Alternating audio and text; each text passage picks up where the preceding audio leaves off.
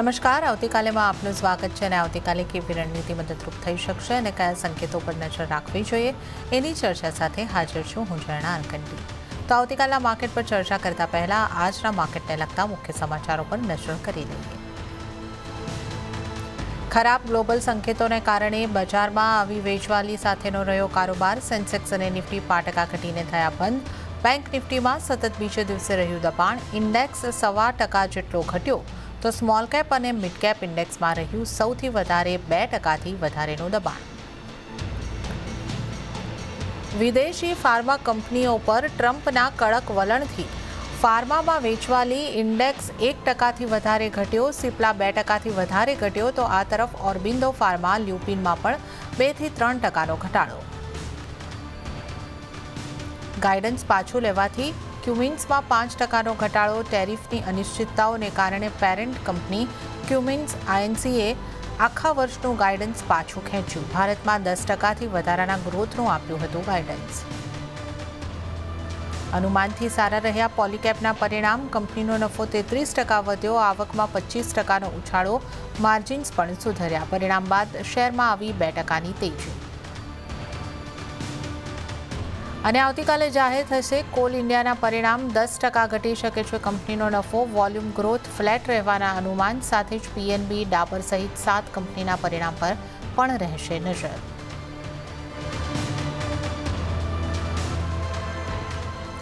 તો આજની માર્કેટ એક્શનની વાત કરી લઈએ તો આજનું ક્લોઝિંગ જે છે આપણને ઘટાડા તરફેનું થતું જોવા મળ્યું છે અને સેન્સેક્સની જો આપણે વાત કરીએ 80,641 ઉપર 0.19%ના ઘટાડા સાથેના કારોબાર સેન્સેક્સ ઉપર બંધ થયા છે.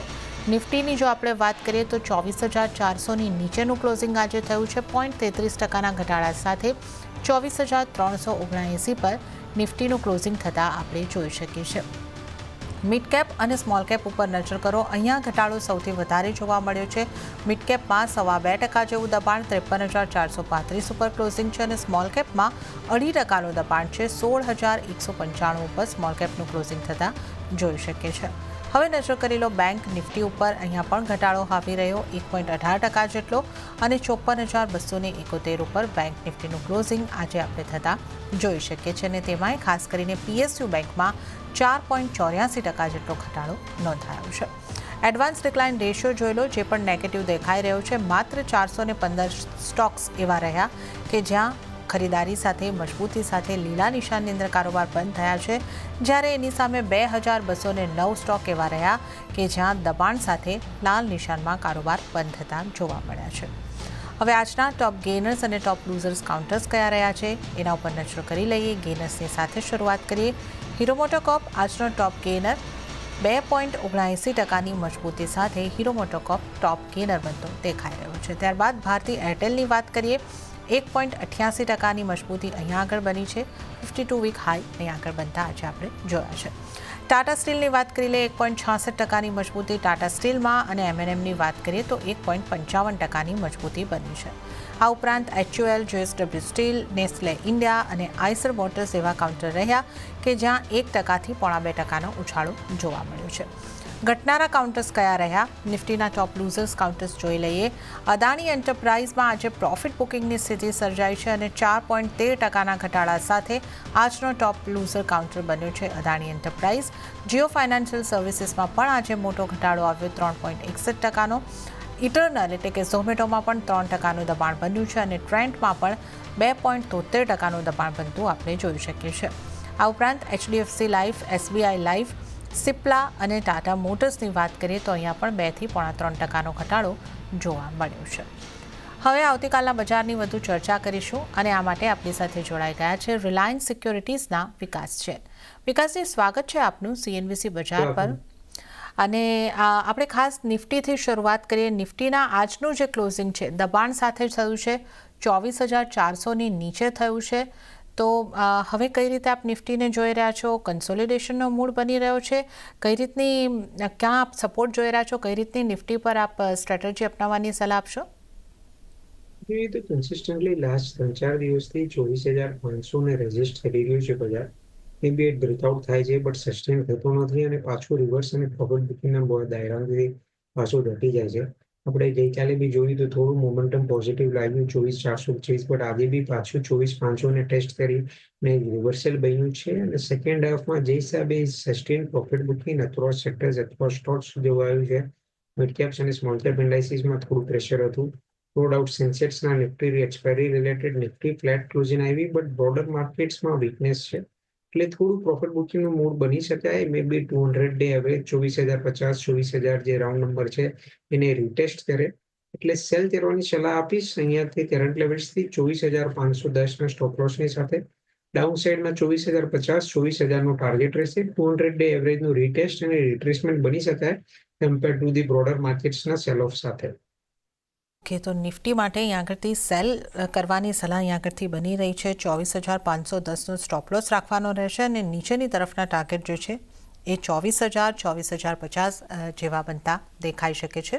તો નિફ્ટી પર વિકાસજીનો વ્યૂ સેલ કરવાનો બંધો દેખાઈ રહ્યો છે.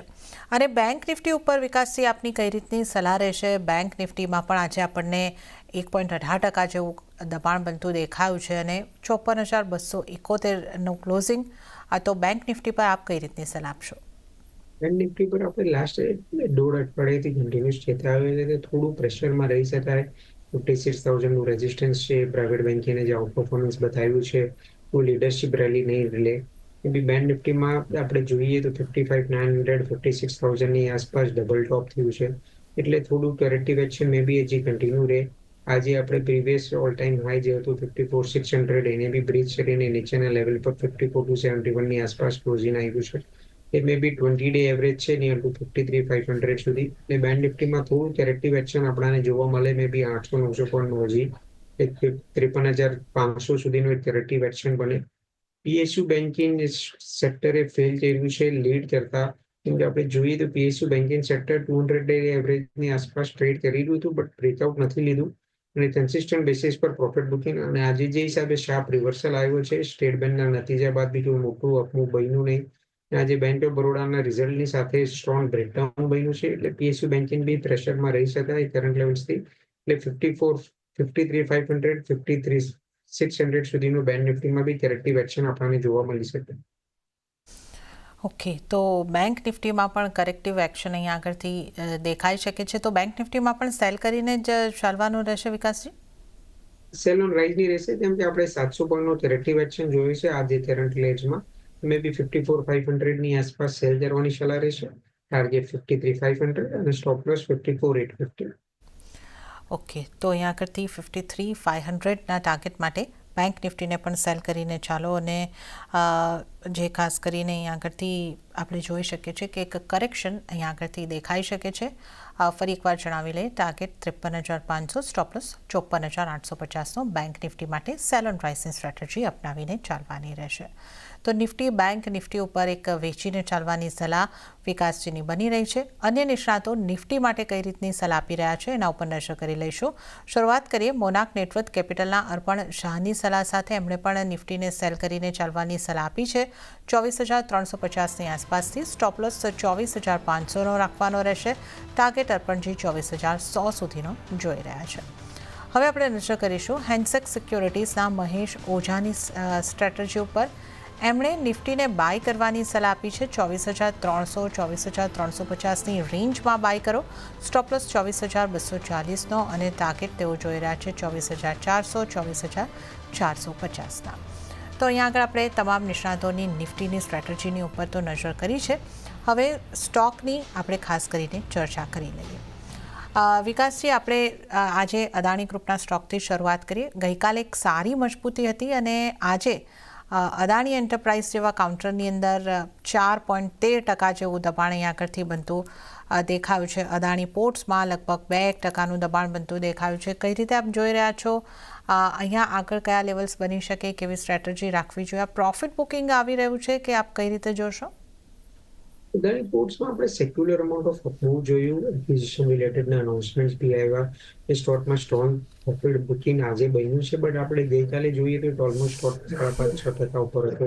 જે હિસાબે આજે બ્રોડર માર્કેટ્સમાં કરેક્ટિવ એક્શન આવ્યું છે અને high beta sectors reality, PSU banks Adani ગ્રુપમાં બી હાઈ બીટા સેક્ટર છે, હાઈ બીટા ગ્રુપ છે, એટલે થોડું પ્રોફિટ બુકિંગ મોટું મે બી 1285 1270 ની આસપાસ આવે તો અદાની પુટ્સમાં બાય કરવાની સલાહ રહેશે ઓન ડિક્લાઇન્સ. ઓકે, તો અદાણી પોર્ટ્સમાં ઘટાડે ખરીદી કરીને ચાલી શકો છો, તો આ એક સલાહ અહીંયા આગળથી બનતી દેખાઈ રહી છે. હવે આપણે આગળ ખાસ ચર્ચા કરી લઈએ તો આજે આપણને જે કાઉન્ટરની અંદર ઓટોના કાઉન્ટરની વાત કરી લઈએ તો હીરો મોટોકોર્પ અને એમએનએમની અંદર સારી મજબૂતી આવતી દેખાય છે. હીરો મોટોકોર્પમાં 3.5% મજબૂતી, એમએનએમમાં રિઝલ્ટ પછી એક સારી મજબૂતી કન્ટિન્યુ થઈ રહી છે. 1.5% મજબૂતી અહીંયા બની છે. આઈસર મોટર્સ, મારુતિ સુઝુકી, આ બધા જ કાઉન્ટર જે છે એ પોઝિટિવ સાઇડ બંધ થયા છે.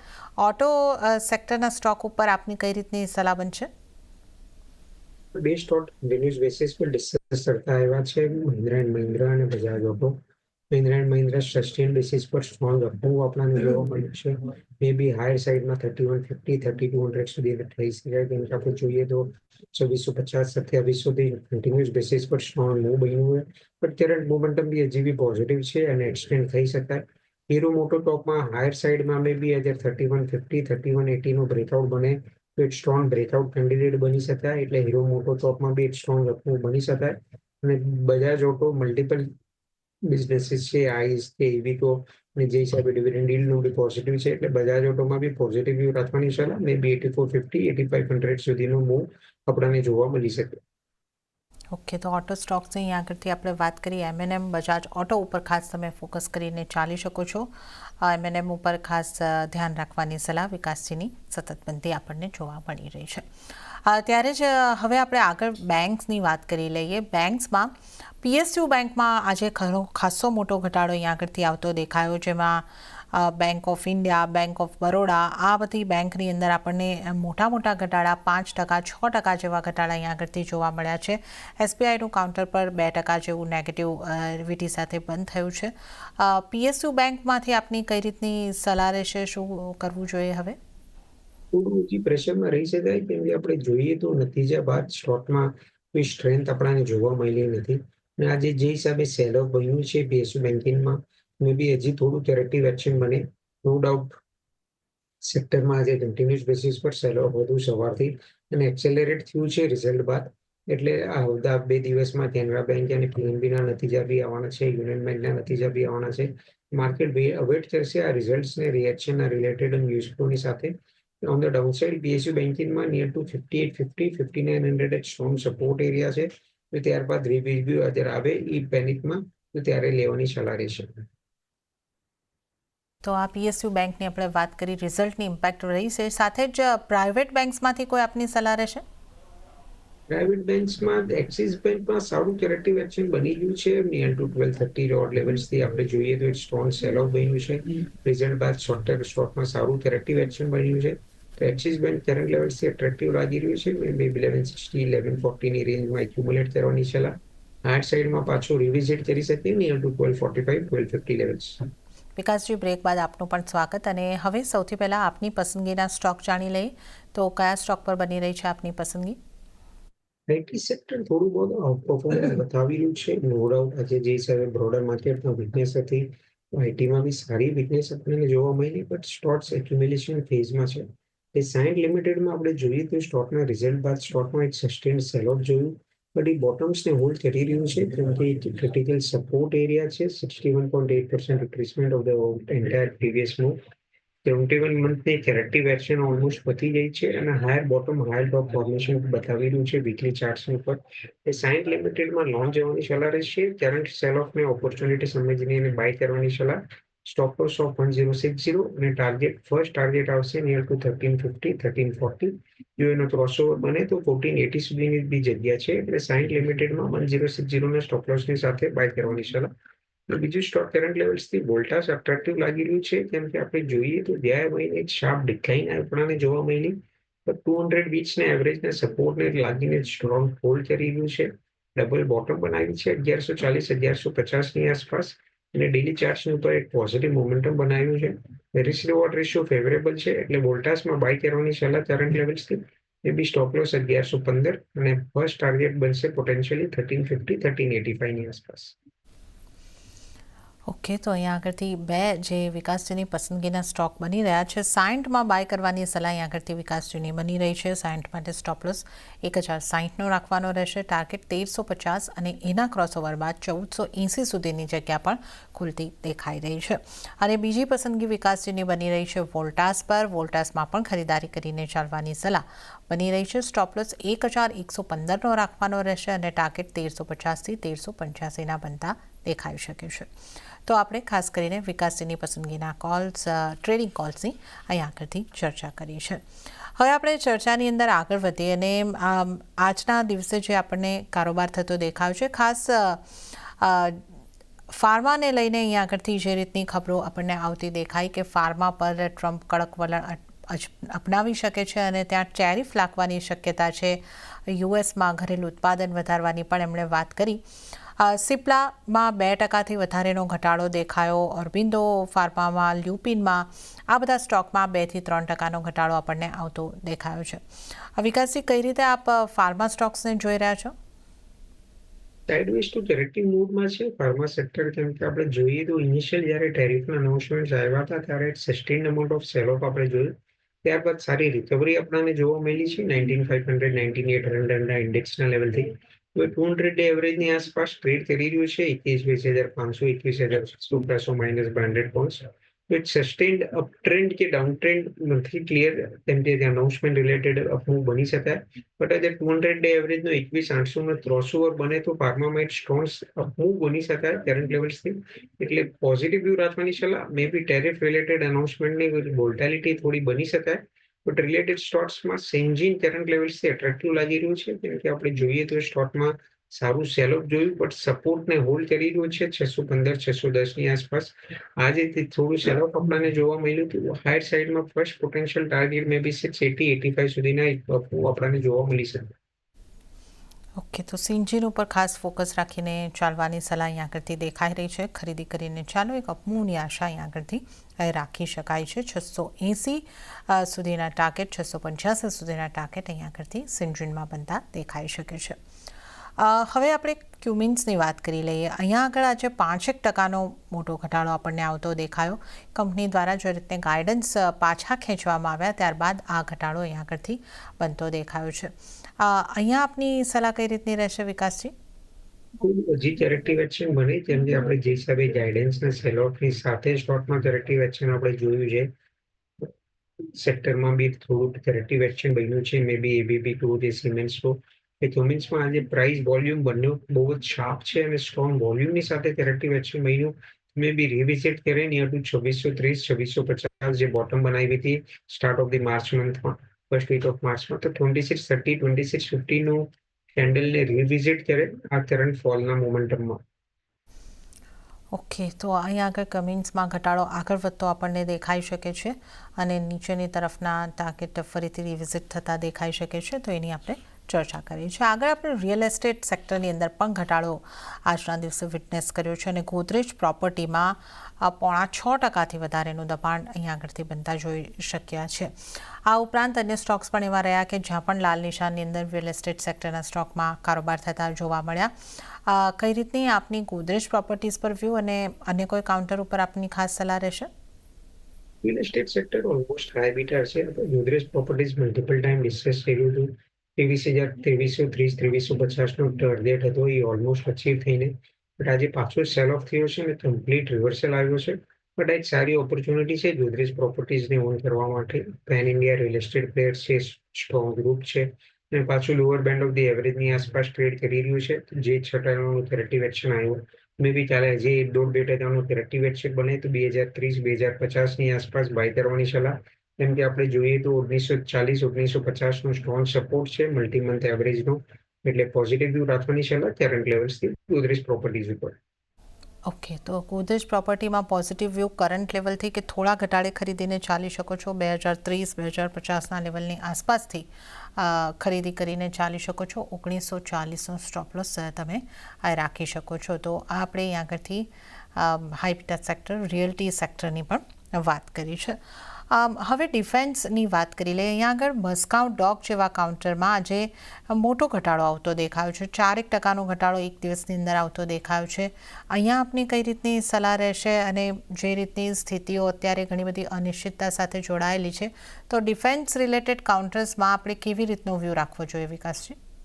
થોડું અવોઇડ કરવું જોઈએ કેમ કે આપણે જોઈએ તો સેક્ટરમાં strong trend almost news related બની ગયા છે. જે જીઓપોલિટિકલ ક્રાઇસિસ રિલેટેડ ન્યૂઝ ફ્લોની સાથે સેક્ટરમાં એક સ્ટ્રોંગ ટ્રેન્ડ બની. મઝાઉ ડોટ ઓલમોસ્ટ 2450 થી 3250 સુધીનો હાઈ આપણને જોવા મળ્યું છે.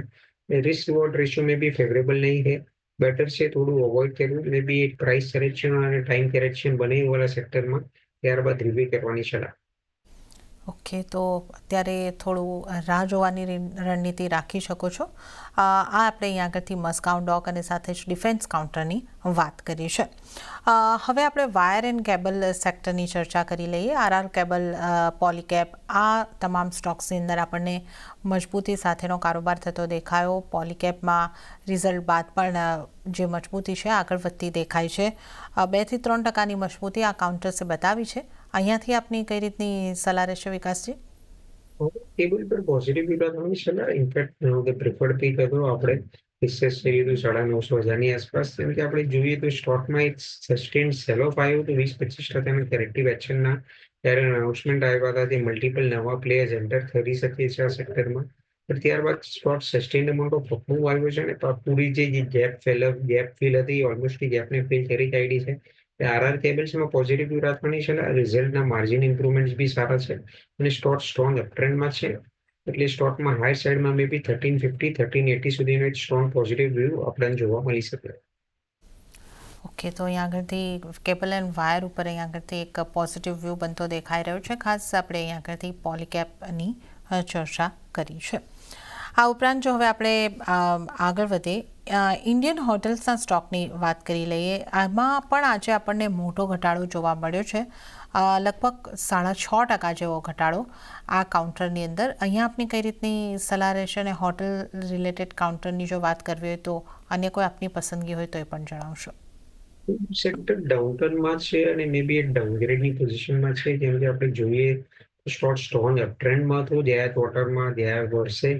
પણ જે હિસાબે નેગેટિવ ન્યૂઝ ફ્લો ચાલી રહ્યા છે એકોર્સ ધ બોર્ડ ટુરિસ્ટ સાઇટ્સ એક બે સ્ટ્રોંગ બંધ થઈ છે આપણે રિસન્ટમાં જે પહેલગામ અટેકમાં રિલેટેડમાં. એટલે સ્ટોક થોડું પ્રેશરમાં રહી શકાય. સ્ટોક કન્સિસ્ટન્ટ બેસિસ પર આઉટપરફોર્મ કરી રહ્યો હતો. આજે 200 ડે એવરેજની આસપાસ ટ્રેડ કરી રહ્યો છે.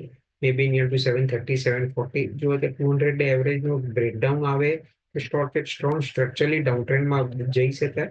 એટલે બેટર છે અવોઇડ કરવું. ઓકે, તો ઇન્ડિયન હોટલ્સને અવોઇડ કરીને ચાલો આ સલાહ અહીંયા આગળથી બની રહી છે. અને ત્યારે જ વિકાસથી સમય થઈ રહ્યો છે આપની પાસેથી રજા લેવાનો, તો આપના કોઈ ડિસ્ક્લોઝર? સેક્ટર્સ અને સ્ટોક્સનું આપણે ડિસ્કસ કરેલા શેર્સમાં મારું કોઈ રોકાણ નથી. મે બી ક્લાયન્ટ્સને રેકમેન્ડ કર્યા હશે મલ્ટિપલ ફોર્મેટમાં. ખૂબ ખૂબ આભાર શો પર બોલાવવા માટે. જી વિકાસજી, આપનો આભાર અમારી સાથે આ શો પર જોડાવા બદલ અને તમામ સ્ટોક્સ અંગે ચર્ચા કરવા બદલ. તો આ સાથે જ આવતીકાલેમાં હાલ પૂરતું આટલું જ. હાલ મને પણ આપશો રજા, પણ વધુ અપડેટ અને સમાચારો માટે આપ જોતા રહો CNBC બજાર.